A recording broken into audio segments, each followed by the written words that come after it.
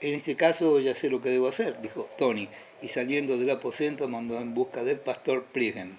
Presentóse este vistiendo hábito ordinario, sin balona, aunque con sotana larga, dirigió una glacial mirada a Sor Leandra y se sentó al pie de la cama. Pidió al enfermo que le reconociera y le prestase unos momentos de atención, pero como el requerimiento resultara inútil, se dirigió directamente a Dios en su lenguaje estilizado, perorando con voz modulada y en tonos ya oscuros, ya sonoros, a tenor del negro fanatismo y de la suave transfiguración que se pintaban alternativamente en su rostro.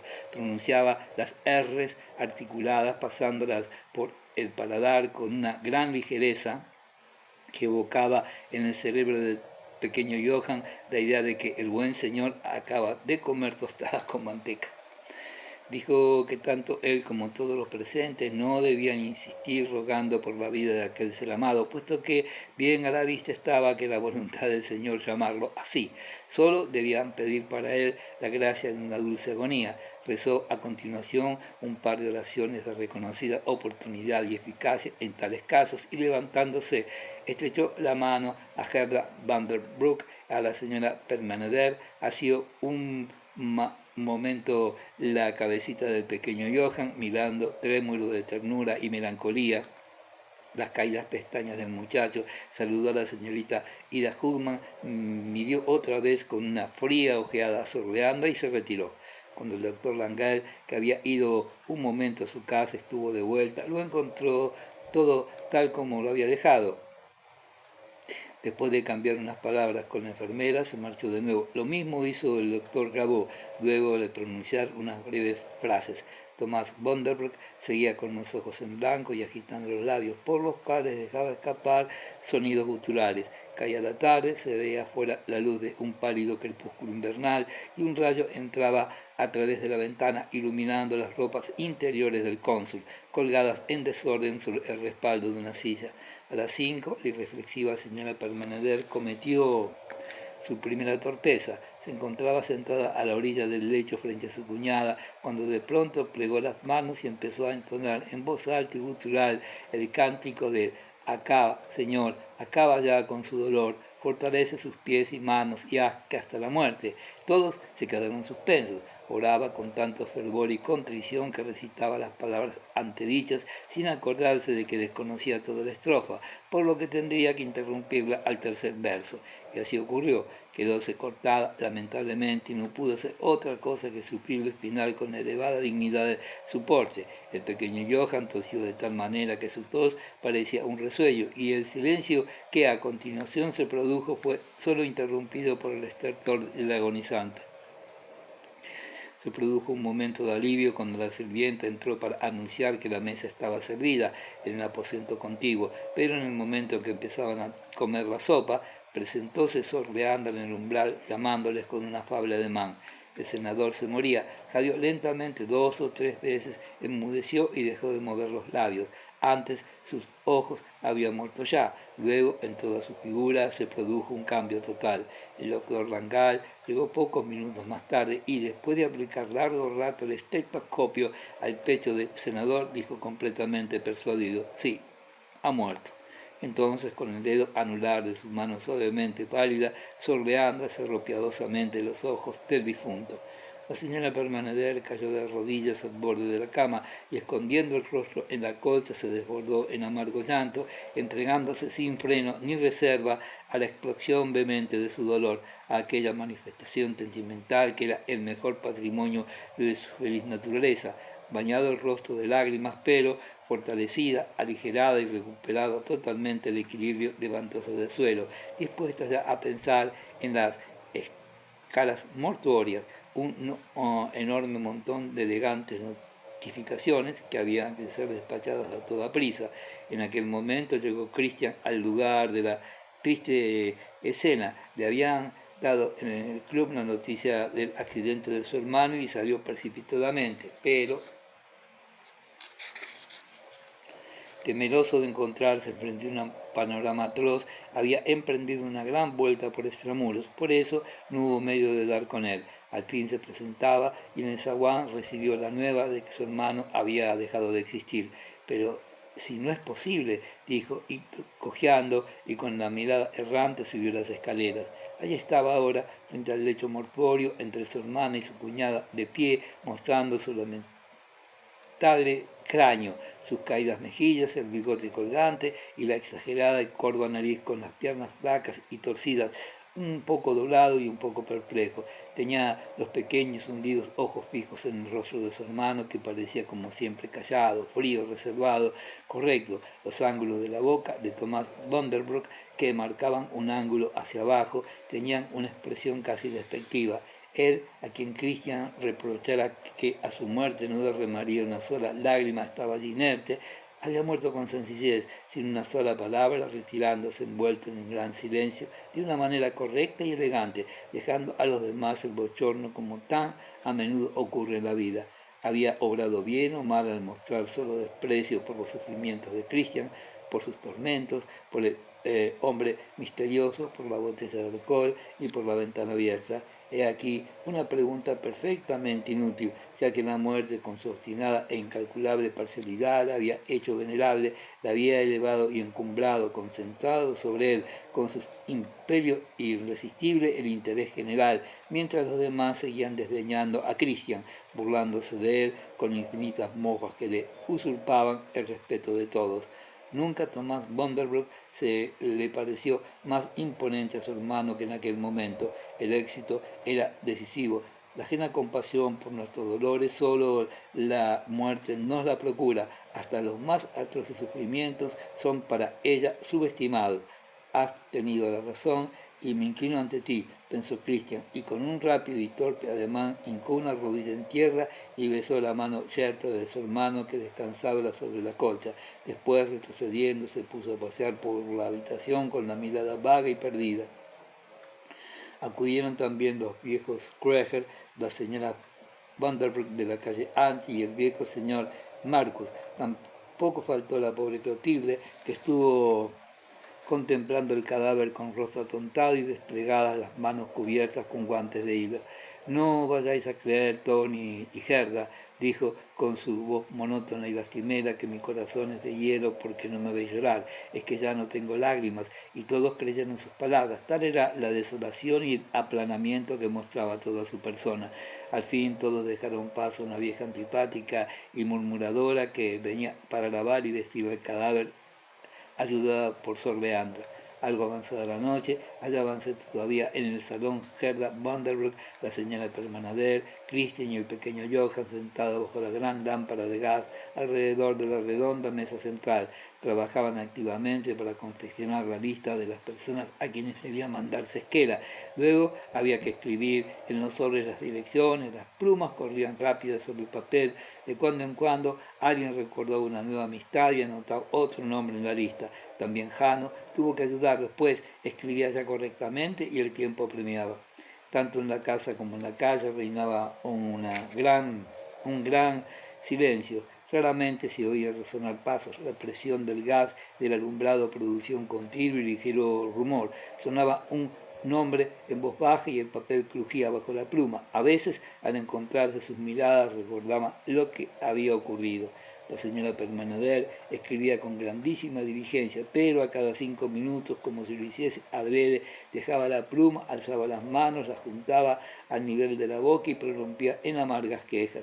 No lo concibo, exclamaba, queriendo decir que con ello que empezaba ya a comprender paulatinamente lo que había ocurrido. Ahora sí que todo ha terminado, gritó una vez de un modo totalmente inesperado, y presa de gran desesperación abrazó llorando a su cuñada. Después reanudó fortalecida su tarea. A Christian le pasaba lo que a la pobre Clotilda. Todavía no había derramado una sola lágrima y esto le avergonzaba un poco. El sentimiento de la inconveniencia sobrepasaba a todos los demás y la contemplación de los propios sufrimientos le había ido desgastando hasta volverla insensible. De vez en vez se levantaba y, pasándose la mano por la lisa frente, exclamaba con voz sorda: sí, es horriblemente triste, pero se lo decía a sí mismo como echándoselo en cara, obligando a sus ojos a humedecerse. De pronto sucedió algo que desconcertó a todos. El pequeño Johann se echó a reír. escribiendo había dado con un nombre raro que sonaba de un modo extraño. Lo repitió en voz baja y no pudo resistir mal. Lanzó una especie de soplido por la nariz e inclinándose hacia adelante se agitó en un gran temblor que no podía dominar. Al principio pudo creerse que lloraba, pero no era ese el caso, se moría de risa. Los mayores le miraban atónitos, incrédulos. Entonces su madre le mandó a dormir. Capítulo 9. De una muela, el senador Bundaberg ha muerto. De una muela, se decía por la ciudad, pero, diablos, por una muela no se muere nadie. El señor Blaise le había roto la corona, después sintió un dolor y luego en la calle sencillamente se desplomó. Oyóse nunca cosa semejante. Pero eso no tenía nada que ver, es que había llegado su hora. Lo que procedía inmediatamente era mandar coronas, grandes y espléndidas coronas, de esas que honran a quienes las envían, pues más tarde son citadas en los periódicos y muestran la lealtad y la delicadeza de las personas que las mandan. Se enviaron muchas y llovieron de todos los lados, de corporaciones, de familias y amigos. Las había de laurel, de flores naturales, de plata, con lazos negros, con cintas de los colores de la ciudad y con dedicatorias impresas en negro y en oro, y también palmas, muchas y enormes palmas. Todos los comercios de flores hicieron pingües negocios. No se quedó atrás Iversen, que tenía su tienda frente a la casa Vanderbroek. La señora Iversen llamó repetidas veces a la puerta llevando ofrendas en diversas formas, del senador fulano, del cónsul mengano, de tal o cual corporación. Una de las veces preguntó si le sería permitido ver un momento al senador. Sí, no hay inconveniente, se le contestó, y la mujer siguió a la señorita Ida Human mirando subía la escalera principal con ojos asombrados. La riqueza de la señorial mansión andaba pesadamente, pues como de costumbre estaba encinta. Su figura con el tiempo se había vuelto algo vulgar, pero los estrechos y alargados ojos negros y aquellos pómulos malayos continuaban siendo encantadores. Se comprendía que de joven debió ser bonita de verdad. Fue introducida en el salón donde estaba expuesto el cuerpo de Thomas Vanderbroek, en el centro de la amplia e iluminada estancia, cuyos muebles habían sido retirados. Hallábase el senador reclinado sobre las almohadillas de seda blanca del ataúd, revestido también de alba seda y cubierto con un manto del mismo color. Bañaba la estancia en intensa y embriagadora fragancia de nardos, violetas y otras flores. A la cabecera y en el centro de un semicírculo de candelabros de plata aparece sobre un enlutado pedestal el Cristo bendito de Thorwaldsen. Los ramos de flores, coronas, canastillas y ramilletes aparecían diseminados a lo largo de las paredes, en el suelo y sobre la colcha, y las palmas arrimadas al féretro se inclinaban sobre los pies del difunto. Su rostro estaba lastimado a trechos, la nariz especialmente presentaba señales de magullamiento, pero mostraba el cabello ondulado como en vida y el bigote rizado por vez postrera por las tenacillas del viejo señor Wenzel. Dominaba largo y tieso sobre las lívidas mejillas. Tenía la cabeza ligeramente inclinada y entre las manos cruzadas se veía un crucifijo de marfil. La señora Iversen se quedó en la puerta contemplando desde allí el ataúd, y solo cuando la señora Permaneder, enlutada y con una cara llorosa, viniendo del salón contiguo, apareció entre los cortinajes y con amables palabras le invitó a entrar, se atrevió a avanzar unos pasos por el entarimado de la estancia, y allí quedó plegadas las manos sobre el abdomen prominente, mirando con sus pequeños ojos negros las plantas, los candelabros, los lazos, aquella blanca seda y el rostro de Thomas Vanderbroek. Hubiera sido difícil calificar la expresión de aquella cara pálida y deformada de mujer encinta. Al fin dijo, exhaló un sollozo, uno solo apenas perceptible, y se volvió para retirarse. A la señora Permaneder le gustaban estas visitas y no se movía de la casa, presidiendo con incansable celo todos los homenajes que se tributaban a los mortales. Resto de su hermano, con aquella voz natural que empleaba en las ocasiones solemnes, leyó y releyó los artículos periodísticos en los cuales se ensalzaban los méritos del senador, en los mismos términos que cuando el centenario, ahora lamentaba la irreparable pérdida de su persona representada, Tony asistía también en el salón a todas las innumerables visitas de pésame que recibía. Gerda sostuvo asimismo diversas conferencias con determinadas personas en relación con el acto de sepelio que debía desarrollarse en medio de un gran esplendor y dispuso las escenas de despedida. Hizo subir al personal de las oficinas a fin que dieran el último adiós a su jefe y a los mozos de los graneros que entraban golpeando el entalimado con sus pies. Tenían una mueca de lealtad en los ángulos de la boca y esparcían fuerte olor a aguardiente, tabaco malo y cuerpo sudoroso. Dándoles vueltas a sus boinas, contemplaron al principio con respeto el fastuoso túmulo, pero hastiados enseguida uno de ellos tuvo el valor de iniciar la retirada y fue seguido en el acto por todos sus compañeros. La señora Permaneder estaba embelesada y porfiaba que había visto rodar más de una lágrima por aquellas hirsutas barbas. Claro que no era verdad, no había ocurrido tal cosa, pero ¿y si ya lo acababa de ver así y se sentía feliz con ello? Llegó el día del entierro. Cerraron herméticamente el féretro de metal y lo cubrieron de flores. Ardían los cirios en los candelabros y la casa llenóse de gente, rodeado de la familia del difunto. Habían llegado los parientes lejanos. Situóse el pastor Prigen majestuosamente erguido a la cabeza del fúnebre cortejo, apoyando su expresiva cabeza sobre la valona, como si descansase sobre un plato. Un fornido sirviente, ágil, intermediario entre criados y maestros de ceremonia, había tomado sobre sí la organización exterior de la solemnidad. Descendió, sombrero en mano, la escalera principal y, una vez en el zaguán, dijo en voz baja a los empleados del fisco que iban del uniforme.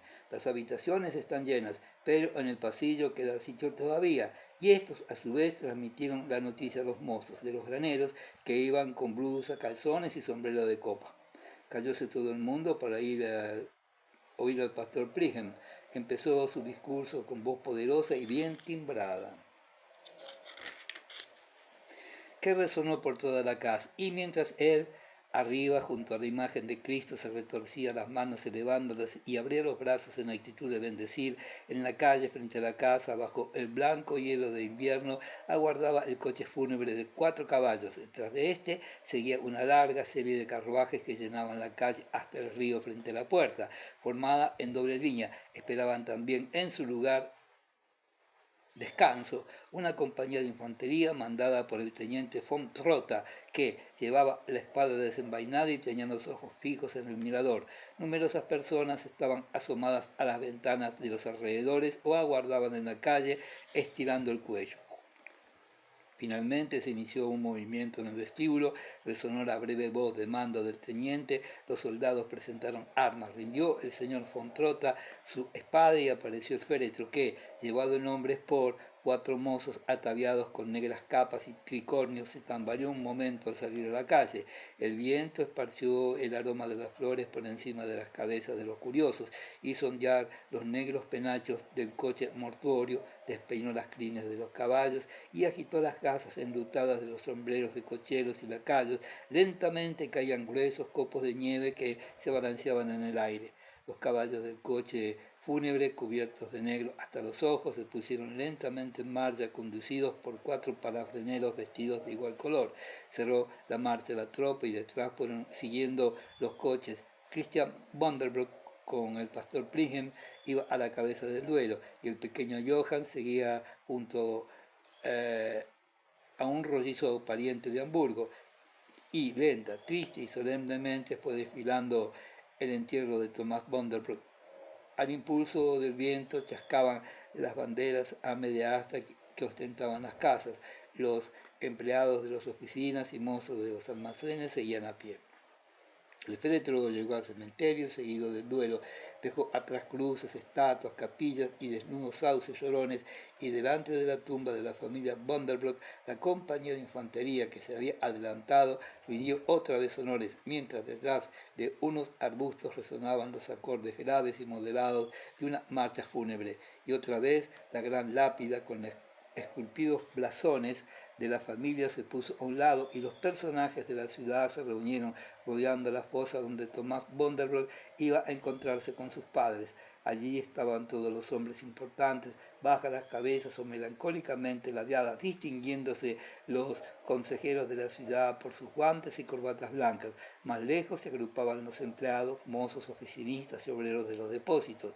Cayó la música para que hablara el pastor Pligen, y cuando el murmullo de las bendiciones se extinguió en el aire, todos los asistentes se dispusieron a dar el pésame al hermano y al hijo del difunto. Fue un largo desfile. Christian Bonderbroek acogía las expresiones de condolencia con aquel rostro entre distraído e intimidado que era habitual en las solemnidades, y el pequeño Johann, abrigado en su recia chaqueta marinera con dorados botones, tenía clavados en el suelo los ojos rodeados de azuladas sombras. No miraba a nadie, solo con una mueca de fastidio volvía la cabeza para defenderse del viento. 1/10 Los Bonderbroek. Capítulo 1. A veces nos ocurre que recordamos tal o cual persona y nos preocupamos por su estado, pero de repente nos viene a la memoria que ya dejó de pasear por las calles y que su voz no suena en general concierto de voces porque sencillamente ha desaparecido para siempre del mundanal escenario, yaciendo allí en alguna parte extramuros de la ciudad. La consulesa Bonderbroek Nehe Stuyvesant, viuda del tío Gotthold, había muerto. También a ella, causa un día de tan graves disensiones en la familia, la muerte le había otorgado la corona expiatoria y sus 3 hijas, Friederike, Henriette y Fifi, se creían con derecho a recibir los pésames de sus parientes con resentido rostro, como queriendo decir, ya lo veis, vuestros rencores la han llevado al sepulcro, sin reflexionar en que la consulesa había ya alcanzado una edad patriarcal. También Madame Kettelsen descansaba en paz. Después de fuertes achaques de gota durante sus últimos años, se había extinguido dulce y sencillamente con la inocencia de un niño, enviada por su erudita hermana, que se veía forzada a luchar contra nimios ataques racionalistas, pero a pesar de verse cada día más encorvada y delicada, la tenacidad de su constitución la mantenía ligada a la tierra. El cónsul Peter Dolman había desaparecido igualmente. Consumida la totalidad de su fortuna, sucumbía a los excesos de Rastafia, dejando a su hijo una renta de 200 marcos anuales y a la pública compasión el cuidado de procurarle el ingreso en el convento de San Juan, fijando para ello en el prestigio de su nombre. Igualmente faltaba Justus Kreger, y esto era ya peor, puesto que ya nadie privaría a su débil esposa de vender la última pieza de plata para poder mandar dinero a su descastado Jacob, quien en cualquier rincón del mundo seguía con su vida depravada. Por lo que respecta a Christian Bonderbroek, diremos que en vano se le hubiera buscado por la ciudad, ya no vivía en ella. Al cumplirse el año de la muerte de su hermano, el senador se había trasladado a Hamburgo, donde ante Dios y ante el mundo había contraído matrimonio con una señora con quien le unían antiguas relaciones, Aline Puvogel. Nadie había podido impedirlo. Cierto es que su herencia materna, la mitad de cuyos réditos iban a parar siempre a Hamburgo, era administrada, la parte desembolsada anteriormente, claro está, por Stefan Kistenmaker, en virtud de las atribuciones que en su testamento le confiriera Thomas, pero Christian se veía al fin dueño y señor de hacer su voluntad. En cuanto la noticia de su matrimonio comenzó a trascender, la señora Permaneder dirigió a la señora Aline Bonderbroek de Hamburgo una larga carta saturada de malevolencia. Empezaba con el apóstrofe de Madame y contenía en palabras extraordinariamente ponzoñosas la declaración de que ella nunca reconocería como pariente ni a la Puvogel ni a sus hijos. El señor Kistenmaker, albacea testamentario, administrador de la fortuna de los Vanderbroek y tutor del pequeño Johann, se sentía muy honrado con tales cargos. Procurabanle notable actividad y le justificaban cuando en la bolsa, con todas las señales de un exceso de trabajo, pasándose la mano por el cabello, aseguraba que se consumía. No hay que olvidar que, en pago de su gestión, percibía puntualmente el 2% de las rentas. Como por otra parte no era muy afortunado en su cometido, muy pronto se atrajo el descontento de Gerda Vanderbroek. El testamento disponía que la casa debía liquidarse y desaparecer en el espacio de un año. Tal era la póstuma voluntad del senador. Al saberlo, la señora Permaneder quedó sumamente conmovida y Johann y el pequeñuelo hijano preguntó el hecho de que Thomas pasara por alto a su hijo y único heredero y que no quisiera que continuara el negocio, la había decepcionado y dolido. Horas enteras se pasó llorando por el hecho de que se pretendía destruir aquel venerable blasón familiar, aquel tesoro labrado por 4 generaciones y que si quisiera interrumpir así su historia, existiendo como existía un sucesor natural. Pronto se consoló, no obstante, diciéndose que el fin de la razón social no significaba el fin de la familia y que su sobrino emprendería una nueva obra digna de su elevada vocación para dar al nombre de sus antepasados fama y honor y a la familia nuevo impulso y florecimiento. Por algo se parecía tanto al bisabuelo.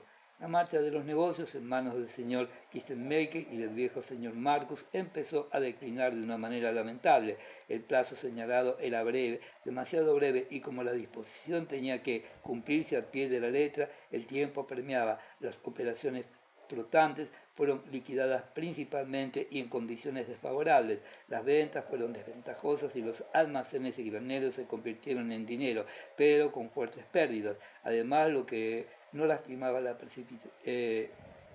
precipitación del señor Kistenmerke hacia la parsimonia del viejo señor Marcus, de quien se contaba en la ciudad que en invierno, antes de salir de su casa, se calentaba cuidadosamente en la estufa no solo el abrigo y el sombrero, sino también el bastón. Asimismo, se murmuraba que, siempre por casualidad se presentaba una buena ocasión, indefectiblemente la dejaba perder. Una buena ocasión, en resumen, los malos negocios fueron acumulándose.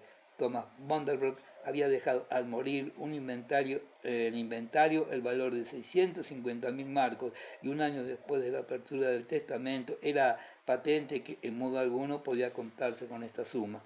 Cumplían rumores imprecisos y exagerados sobre la desgraciada liquidación, y estos fueron aumentados por la noticia de que Gerda Vanderbroek pensaba vender su espaciosa casa, contándose mil extravagancias sobre los motivos que le impulsaban a tal determinación. También se comentaba el crítico estado de la fortuna de los Vanderbroek, y todo ello contribuyó a que en la ciudad se formase un cierto estado de ánimo al que la viuda hizo frente al principio con sorpresa y asombro, y después con creciente contrariedad y enojo. Cuando un día contó a su cuñada que varios artesanos y proveedores se habían presentado de una manera bastante incorrecta, exigiendo el pago de crecidas facturas. La señora Permaneder se quedó como petrificada, pero reaccionando acabó por soltar una fuerte carcajada. Gerda Vanderbroek, sin embargo, se indignó tanto que al momento expresó su decisión de abandonar la ciudad con el pequeño Johann y trasladarse a Ámsterdam al lado de su anciano padre. Allí podrían tocar juntos dúos de violín, pero este proyecto provocó en la señora Permaneder una indignación tal que Gerda renunció de momento a ponerlo en práctica. Como era de esperar, la señora Permaneder protestó airada cuando se trató de la venta de la casa que edificó su hermano.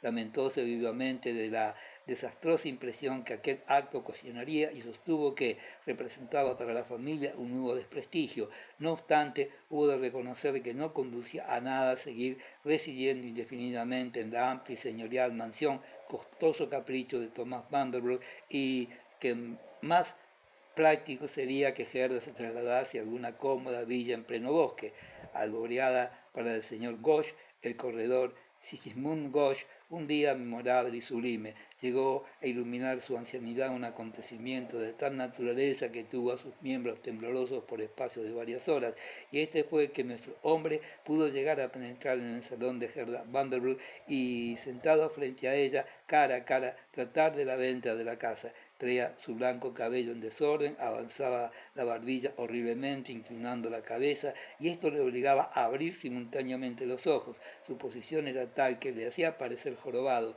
Su voz silbaba, pero hablaba fríamente y en tono comercial, sin que nada revelase la agitación de su alma.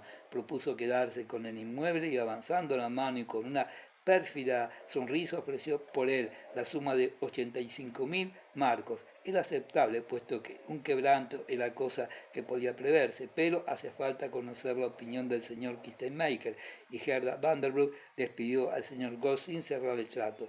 El señor Kistenmaker no se avino a tolerar intromisiones en su cargo y despreció la oferta del señor Gold, riéndose de ella y jurando que se podía sacar una suma mucho más crecida, pero pasó tanto tiempo jurándolo que al fin, para terminar, se vio obligado a ceder la casa por 75.000 marcos a un viejo solterón que, después de largos viajes, deseaba establecerse en la ciudad. También se encargó el señor Kistenmaker de la compra de la nueva casa, una villa muy linda y pequeña que, a pesar de resultar un poco cara, respondía a los gustos de Gerda Vanderbroek. Estaba situada frente a la Burgtor, en una avenida de viejos castaños y rodeada de un huerto y un bonito jardín. Allí se trasladó la senadora con su hija, servidumbre y parte del ajuar, mientras la otra casa, con gran disgusto de la señora Permanader, fue abandonada, pasando a poder del nuevo propietario. Era el otoño del año 76. Y si aún no fueran bastantes terribles estos cambios, la señorita Hudman, que llevaba 40 años en la casa de los Vanderbroek, abandonó el servicio de la familia para volver a su Prusia natal. Iba a casa de unos parientes a pasar el resto de su vida. En realidad fue despedida por la senadora. Aquella buena mujer, desde su emancipación, se había entregado al pequeño Johann. Ella fue quien cuidó y vigiló al muchacho, lo que le contó los cuentos de Grimm y la historia de aquel tío suyo que murió a consecuencia del hipo. Pero ahora Johann había dejado ya de ser pequeño, era un muchacho de 15 años y, a pesar de toda su ternura, no podía serle de ninguna utilidad.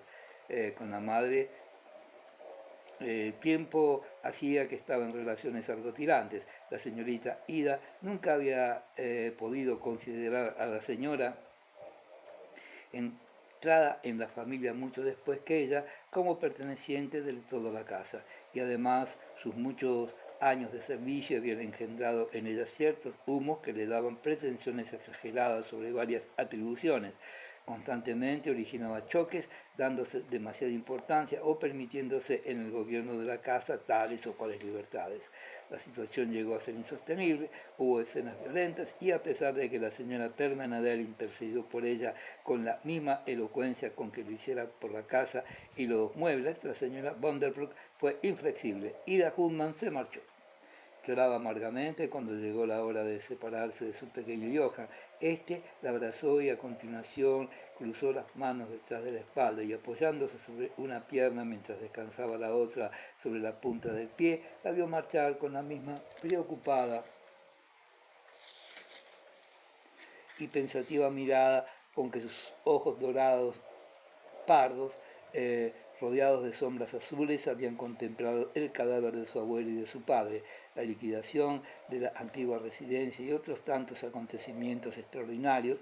La vieja Ida, al despedirse, se imaginó que toda su vida se desmoronaba, se disolvía para siempre. A Johann, sin embargo, nada le causaba sorpresa. A veces, cuando alzaba la ensorcijada cabeza de cabello castaño claro, con los labios un poco torcidos y las ventanas de la nariz dilatadas, parecía olfatear cuidadosamente la atmósfera que le rodeaba, temeroso tal vez de percibir aquel olor extraño que despedía el féretro de su abuela, la persistencia del cual no había conseguido ser borrada por la fragancia de las flores.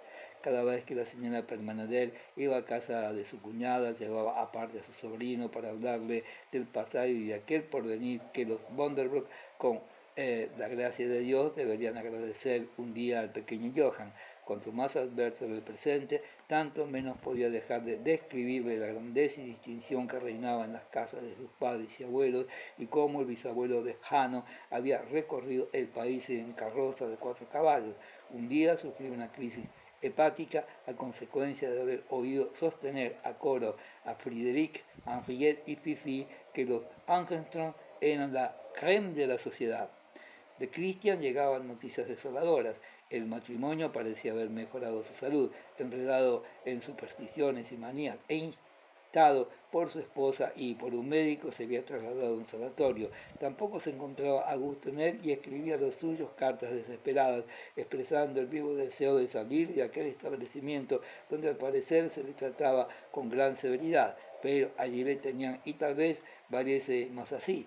De este modo su esposa, libre de las ventajas prácticas e ideales que el matrimonio le ofrecía, se vio en situación de continuar independientemente su existencia sin limitaciones ni obstáculos. Capítulo 2. Saltó el resorte del despertador y éste empezó a sonar fiel a su despiadado deber. Era una vibración ronca y destemplada, más ruido que sonido, pues la máquina estaba vieja y cascada y duró un rato desesperadamente por tener toda la cuerda dada. Hanno Vanderblock despertó sobresaltado, como todas las mañanas al dispararse allí sobre la mesita de noche junto al oído aquel mismo sonido a la vez malévolo y cordial, sintió esa contracción en su entraña originada por una mezcla de cólera, pesar y desesperación. Exteriormente, sin embargo, permanecía quieto, sin cambiar para nada su posición en la cama, solo, acaso, perseguido por un borroso sueño matinal, abrió bruscamente los ojos. La helada habitación estaba sumida en completa oscuridad. No podía distinguir ningún objeto, ni siquiera las manecillas del reloj, pero sabía que eran las 6, porque la noche anterior había puesto el despertador de esa hora. Anoche, y mientras con los nervios en tensión para decidirse a encender la luz y saltar de la cama, seguía tendido inmóvil de espaldas en su memoria, iba despertando poco a poco el recuerdo de lo realizado la víspera. El día anterior había sido domingo y después de haber sufrido durante varios días los malos ratos que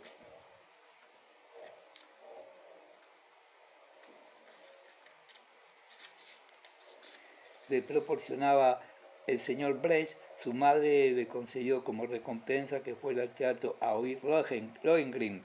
La felicidad de aquella perspectiva había llenado su vida durante una semana. Lástima que siempre se antepusiera a esta clase de goces toda aquella serie de contrariedades que estropeaban hasta el último momento la ilusión de la prometida velada. Finalmente, el sábado terminaron las clases de la semana y sintió por última vez aquel doloroso chirrido, y ya todo quedaba arrinconado, incluso los trabajos escolares que fueron relegados para después del domingo. ¿Qué significaba el lunes? Era ni siquiera probable que llegase nunca. Nadie cree en el lunes cuando se tiene por delante una noche de domingo llena de la ilusión de oír Lohengrin. El lunes se levantaría temprano y despacharía todas aquellas sandeces, y se sintió libre, saboreando todo el gozo de su corazón, y sentado al piano quedó sumido en sus sueños, olvidando las contrariedades. Más tarde la esperanza se convirtió en realidad. Había penetrado en él con sus encantos, con sus secretas visiones temblorosas, con sus sollozos internos, llenos de embriaguez inefable. Cierto es que los pobres violines habían desafinado un poco en el preludio que uno de los personajes, con barba rubia, gordo y presumido, había parecido remar a empellones. También estuvo en la ópera, en el palco contiguo, su tutor, el señor Stefan Kistenmaker, gruñendo porque aquello distraía y desviaba al muchacho de sus deberes y, con todo, pronto consiguió absorberle la dulce y radiante majestad de aquella música. Pero había llegado al final, aquella dicha brillante y armoniosa había enmudecido, y con la cabeza febril se encontró de nuevo en su habitación y comprendió que solo le quedaban unas horas para dormir. Una corta noche le separaba de la triste vida cotidiana. Entonces experimentó uno de aquellos accesos de desaliento que tan bien conocía, sintió de nuevo el daño que causa la belleza y hasta qué punto la pasión aniquila el valor y las aptitudes tan necesarias en la vida ordinaria. La desesperación que le agobiaba era tan terrible que Hanno se repitió otra vez que debía ser algo más que su angustia, lo que sobre él gravitaba, un peso que desde el principio había oprimido su alma y que algún día le ahogaría. Luego, después de poner el despertador a la hora, se durmió profundamente con aquel sueño parecido a la muerte, al cual se entrega uno cuando no quisiera tener que despertar jamás. Y ahora había llegado el lunes, eran las 6 y todos los trabajos estaban sin hacer. Se incorporó y encendió la bujía que se hallaba sobre la mesita de noche, pero al deslizarse sintió como un manto de hielo cubriéndole hombros y brazos, y volvió a acostarse rápidamente tapándose con la ropa. Las agujas del reloj marcaban las 6:10. Era absurdo levantarse ahora para trabajar. Aquello resultaba excesivo. No había ninguna asignatura de la que no tuviera tema que hacer y, además, la hora que se había fijado estaba ya tan lejos. Se encontraban tan seguro como ayer de que le correspondía hoy latín y química, ateniéndose a la humana previsión. Sí, era muy probable. En cuanto a Ovidio, la última vez había empezado por las letras finales y por consiguiente ahora comenzaría por la A y la B.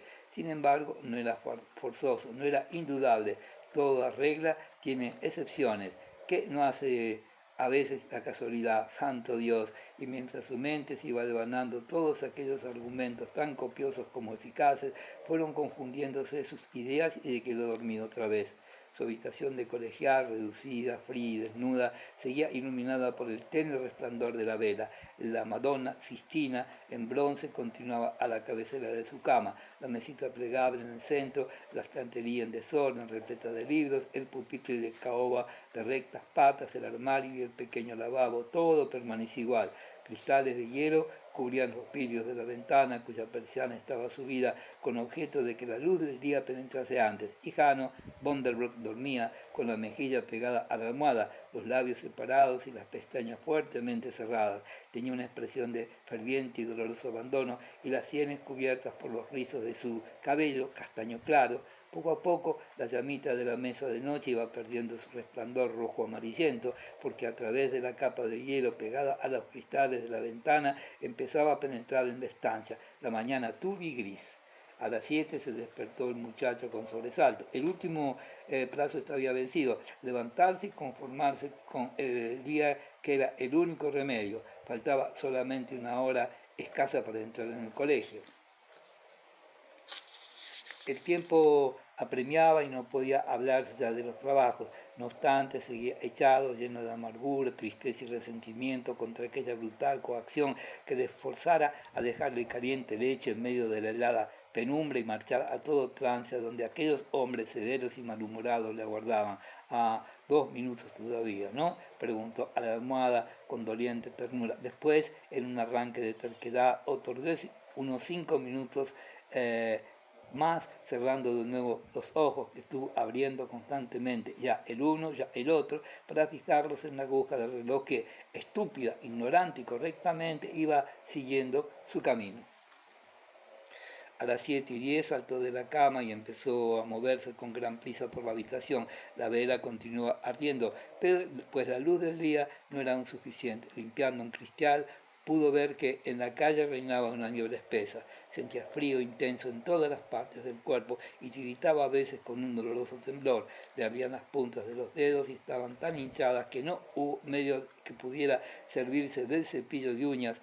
Al ir a lavarse el pecho, su mano atrevida casi soltó la esponja y permaneció un momento inmóvil, echando bocanadas de vaporoso aliento como un caballo sudoroso. Finalmente, jadeante y con los ojos adormilados, consideróse dispuesto, tomó la cartera y, reuniendo las energías que la desesperación le dejara, escogió los libros necesarios para las lecciones del día. De pie, con la mirada vaga, murmuró angustosamente: religión, latín, química, mientras iba amontonando los estropeados volúmenes con las cubiertas manchadas de tinta. No había crecido poco el pequeño Johann, contaba más de 15 años y no vestía ya de su marinera danesa, sino un traje de chaqueta de un pardo claro y corbata azul salpicada de blanco.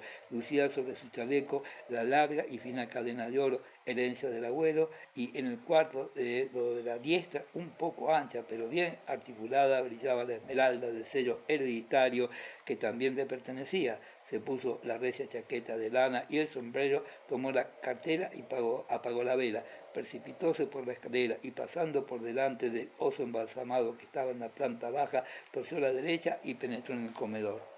La señorita Clementina estaba ya disponiendo del desayuno. Era la nueva doncella de su madre, una muchacha delgada y miope, con risitos sobre la frente y aguda nariz.